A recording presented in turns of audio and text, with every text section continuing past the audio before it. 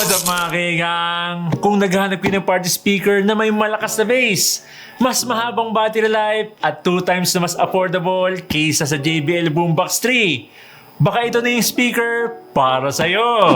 Ito ang Tri-Beat Stormbox Blast 2. Mas magandang specs at mas affordable pa kaysa sa JBL Boombox 3. Mamaya malalaman nyo kung bakit natin sinabi yan. Yung link pala nito, nasa pin comment lang sa baba. I-check nyo lang dyan. Laki ng box nito. Halos kalahati lang tayo dito sa camera. Okay, buksan natin dito sa taas. Hop. Dahan-dahan. Okay yan, nakabalot yung Tri-Beat Stormbox Blast 2. Check pa natin yung ibang laman. Yan, yung manual. AC adapter. Yan. Okay, angat lang natin to. Medyo mabigat, no? Siguro slide lang natin pa side. Yan, slide natin palabas. 9 kilos din to.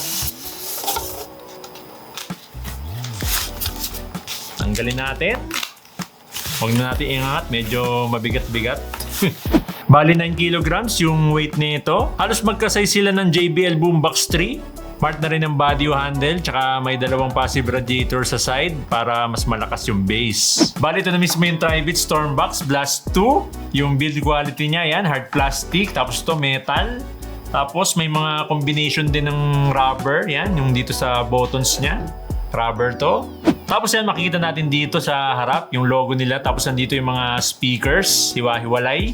Meron tong dual 15 watts tweeters para sa highs or instruments, dual 45 watts para sa mids or vocals, at 80 watts para sa subwoofer. Tapos magkabilaan yung passive radiators para mas maganda yung quality ng bass. Tapos nandito sa sides, nandito yung RGB niya. Meron din sa mga speakers. Customizable yan sa app. Compared sa JBL Boombox, walang RGB. Dito mas filmy music. Tapos dito naman sa taas, yan, makikita natin dito yung handle. Part na ng body, tapos nakalagay dito yung logo yan, Tri-Beat. Tapos yan, nandito na rin yung buttons niya. Medyo iangat lang natin para kita sa camera. Tapos yan, nandito yung battery indicator niya. Nagbi-blink yan pag nag-charge. Tapos pag full charge na, mag-off na yung ilaw niya. Tapos nandito yung power button, Bluetooth pairing button, previous song, volume down, play pause, next track, volume up. Tapos yan, nandito yung RGB button niya. Pwede nyong i-on or i-off. Tapos yan, nandito yung X-Bass. Ito yung pang-enhance ng bass niya. Tapos itong panghuli, ito yung TWS or True Wireless Stereo Pairing button. Ibig sabihin naman, pwede nyong i-connect yung isa pang Stormbox Blast 2 wirelessly. So, pwede yung naka-stereo mode or naka-party mode. Bali, pe-press nyo lang tong TWS, no? Tapos, check naman natin dito sa likod. Yan. Bali dito sa likod yan, meron siyang rubberized cover. Sobrang higpit lang nito, kaya dapat may pambukas kayo. Yan, meron tayo dito, no? Ang higpit, yo. Sarang-sara. Ang hirap iangat. Ayun. Umangat din. So yan, nandito yung AC charging port niya. I-charge nyo lang ito ng 5 hours. Kaya na dito tumagal ng up to 30 hours. Bali 6 hours more compare sa JBL Boombox 3. Tapos yan, nandito na yung volume control sa mic 1, mic 2, tsaka yung reverb. Tapos meron din tong dalawang 6.35mm na microphone port. Yan. Tapos ito, madalas na hinahanap sa mga Bluetooth speaker. So meron tong 3.5mm na auxiliary port. Makikita rin natin dito yan, meron siyang Type-C port tsaka USB-A port. Isa pa sa napaka-useful feature nitong Tri-Beat Stormbox Blast 2, pwede nyo din itong gamitin as a power bank. Isaksak nyo lang yung phone nyo dito sa USB-A port niya. Perfect din to sa mga outing kasi naka IP67, water resistance na to, kaya okay lang kahit mabasa. Kaya may enjoy pa rin natin yung music kahit nasa beach o nasa ilog tayo. Okay mga kaigang, i-on na natin tong Tri-Beat Stormbox Blast 2 para matest na rin natin yung app niya tsaka makita natin yung RGB niya, okay? Press na natin tong power button, yan. 3, 2, 1. You know, nakikita na yung RGB niya dito sa sides. Tapos meron din dito sa mga speakers niya sa loob. Yan, customizable yan. Makikita natin mamaya sa app. Okay? Check muna natin yung app niya mga kaigang. So yan, nandito tayo ngayon sa Tri-Beat app. Available to sa iPhone at Android. So yan, dito sa Tri-Beat app, pag tinap natin tong speaker, makita natin yung battery percentage, tsaka yung volume controls, tsaka play pause, previous song, tsaka next track. Tapos pwede din natin customize yung RGB dito. Yan, tap nyo lang tong light. Bali may 3 modes yung RGB nito na pwede nating pagpilian. Pwede din natin palitan yung color, tsaka yung brightness. So depende nito sa preference nyo, no? Tapos pwede din natin i-off yung RGB para mas makasave sa battery. Tapos dito naman sa equalizer, yan, meron na siya mga preset dito na pwedeng pagpilian. Yan, blast, X-Bass, X-Bass off, X-Bass. So, by default, naka-on yung X-Bass nito, no? So, pwede din tayo mag-customize ng sarili nating preset, no? Yan, tap nyo lang tong customize. Tapos, tap nyo tong plus sign.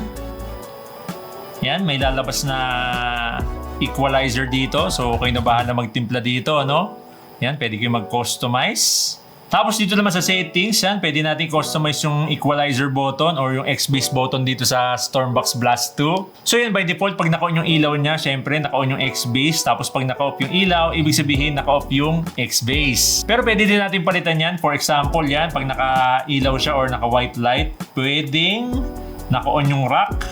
Yan, naka-rock ibig sabihin. Tapos yan, pag naka-off naman yung ilaw, set natin kung maaari, naka-jazz. Yan. Bali, pag in-apply natin to, pag press natin tong X-Bass button dito, mag-on yung rock preset niya. Pag in-off naman natin, mag-on yung jazz preset. So, ganun yung customization niya, no? So, yun na lahat ng features itong Tribit app, mga kaigang. Kaya testingin na natin tong Stormbox Blast 2 sa music. So, yan mga kaigang, naka-on yung X-Bass natin at naka 50% yung volume. Okay, try natin mag-play dito.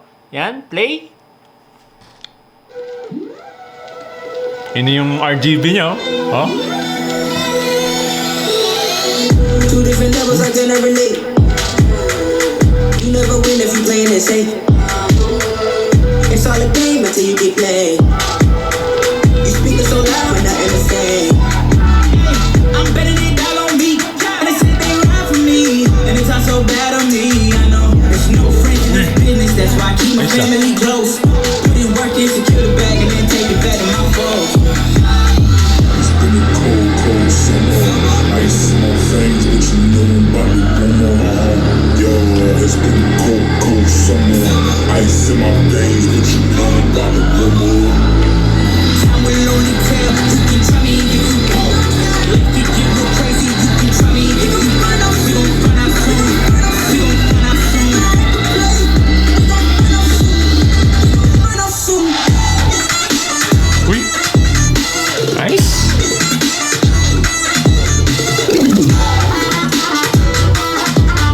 Give it to me.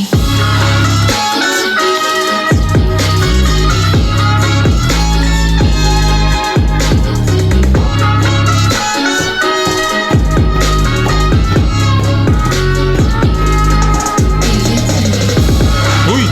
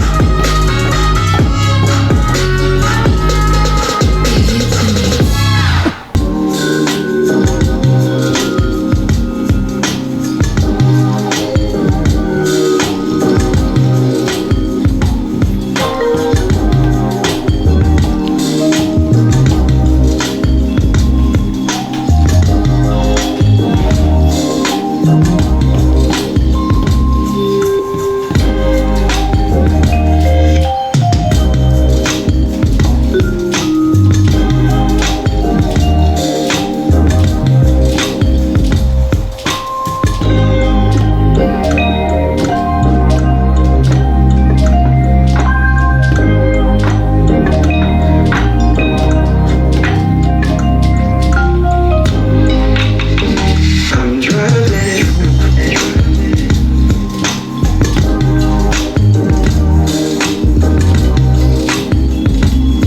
Obviously, yung pinaka-strength nitong Stormbox Blast 2 is yung bass niya, lalo na pag naka-on yung X-Bass mode. Tapos meron pa siyang dual passive radiators, kaya ang ganda ng bass niya. SBC din yung codec nito, parang sa JBL. Ganda ng audio quality niya, kasi hiwa-hiwala yung speakers niya. Tsaka ako na nagsasabi sa inyo, mas maganda yung tunog dito sa personal, lalo na kung mahilig kayo sa bass. Hindi kayo magsisisi dito, sobrang sulit yung investment nyo dito sa Tribit Stormbox Blast 2. Although wala tong gaming mode, since naka-design talaga to for music, itatry pa rin natin yung latency nito sa gaming.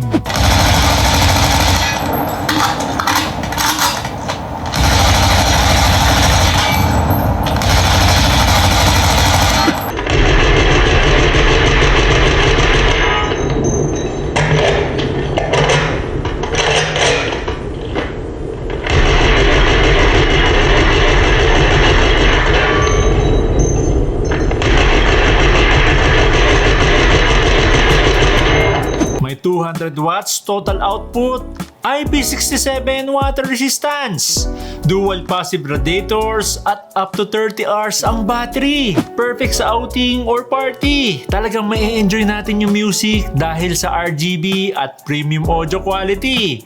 Lalong-lalo na yung bass. Kaya kung naghahanap kayo ng affordable alternative sa JBL Boombox 3, saktong-sakto sa inyo itong Stormbox Blast 2. Lalo na 2 times na mas affordable to kasi makukuha nyo lang to for only 12K. Yung link dito, nasa pin comment lang sa baba. I-check nyo lang dyan.